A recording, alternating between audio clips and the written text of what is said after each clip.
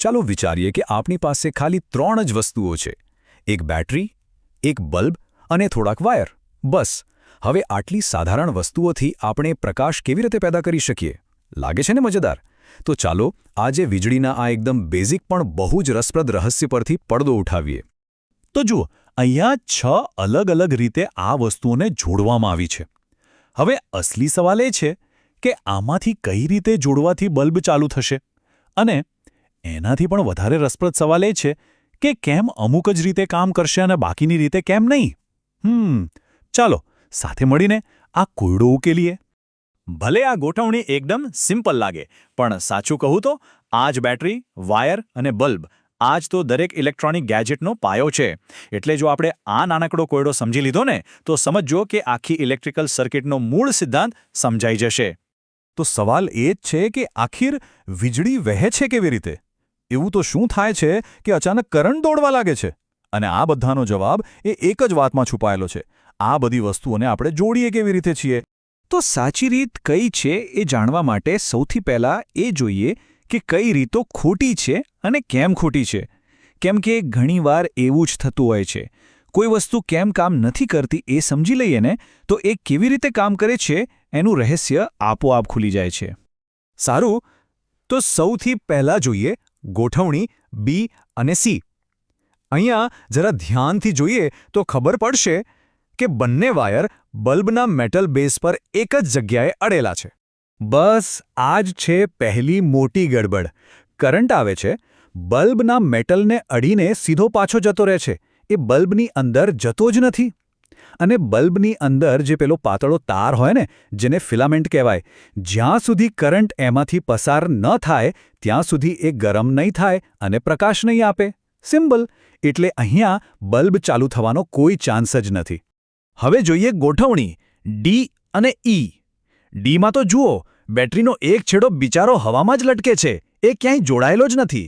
અને ઈમાં શું થાય છે? અહીંયા તો બલ્બને આખી ગેમમાંથી જ બહાર કરી દીધો છે. એ બેટરીવાળા મેઇન લૂપનો ભાગ જ નથી.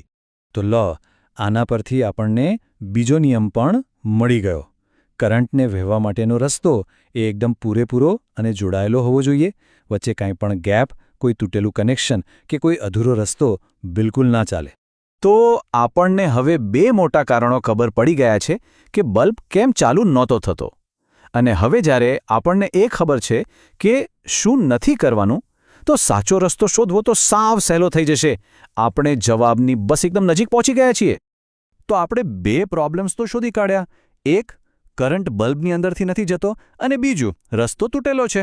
તો પછી એવી કઈ જાદુઈ રીત છે, એવું કયું સિક્રેટ છે જેનાથી આ બધી મુશ્કેલીઓ દૂર થઈ જાય અને બલ્બ ચાલુ થઈ જાય? અને જવાબ છે આર્યો. ગોઠવણી એ અને એફ. જુઓ, આ બંનેમાં બલ્બ એકદમ સરસ રીતે ચાલુ થાય છે. અને કેમ? કારણ કે આ બંને ગોઠવણી આપણે હમણાં જે 2 નિયમ શીખ્યા ને, એનું બરાબર પાલન કરે છે. આને જ કહેવાય યુરેકા મોમેન્ટ.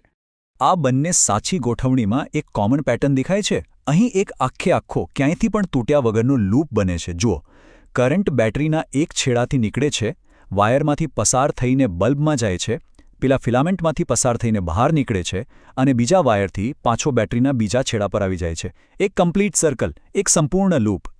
તો લો ભાઈ, કોયડો તો ઉકેલાઈ ગયો. મજા આવીને? હવે ચાલો આની પાછળ જે સાયન્સ છુપાયેલું છે ને, એને જરા બરાબર સમજી લઈએ. આને જ કહેવાય છે પરિપથનો નિયમ. સાયન્સની ભાષામાં આ જે સંપૂર્ણ લૂપ છે ને, એને બંધ પરિપથ અથવા તો ક્લોઝડ સર્કિટ કહેવાય છે. એનો મતલબ બસ એટલો જ છે. એક એવો ગોળાકાર રસ્તો જેમાં ક્યાંય બ્રેક નથી અને જે કરંટને પાવર સોર્સમાંથી નીકળી ડિવાઇસમાંથી પસાર થઈ પાછું પાવર સોર્સ સુધી આવવા દે છે. આને સમજવા માટે એક મસ્ત ઉદાહરણ છે. વિચારો કે એક રેસિંગ ટ્રેક છે. હવે રેસિંગ કારને એક લેપ પૂરો કરવા માટે શું જોઈએ? આખો જોડાયેલો ટ્રેક, બરાબર ને?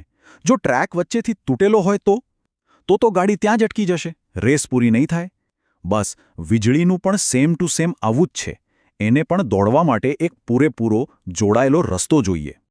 તો ચાલો આ પાવરના આખા રસ્તાને ફટાફટ 4 સ્ટેપમાં સમજી લઈએ. સ્ટેપ 1, કરંટ બેટરીના એક છેડાથી પોતાની સફર શરૂ કરે છે. સ્ટેપ 2, વાયર પકડીને આગળ વધે છે. સ્ટેપ 3 બલ્બના ફિલામેન્ટમાંથી પસાર થાય છે અને એને ચમકાવી દે છે. અને છેલ્લે સ્ટેપ 4 બીજા વાયરથી પાછો બેટરીના બીજા છેડા પર પહોંચીને પોતાનું સર્કલ પૂરું કરે છે. બસ આટલું જ. અને આમાં સૌથી અદ્ભુત વાત કઈ છે ખબર છે? આ જે સિમ્પલ સિદ્ધાંત આપણે સમજ્યા એ જ સિદ્ધાંત આપણા હાથમાં રહેલા સ્માર્ટફોનથી માંડીને આપણા લેપટોપ અને ત્યાં સુધી કે મોટા સ્પેસ શટલ સુધી દરેક ઇલેક્ટ્રોનિક વસ્તુના મૂળમાં કામ કરે છે. બધું આ ક્લોઝડ સર્કિટ પર જ ચાલે છે. આમ જોઈએ તો આ એક નાનકડો લૂપ જ છે, પણ આ જ લૂપ વીજળીથી ચાલતી દુનિયાની દરેક વસ્તુની શરૂઆત છે. આટલું સિમ્પલ પણ કેટલું પાવરફુલ. વિચારવા જેવી વાત છે કે આ જ જ્ઞાનનો ઉપયોગ કરીને ભવિષ્યમાં આપણે બીજું શું બનાવીશું? કઈ નવી વસ્તુઓને આનાથી પાવર મળશે? આ સવાલનો જવાબ તો આવનારો સમય જ આપશે.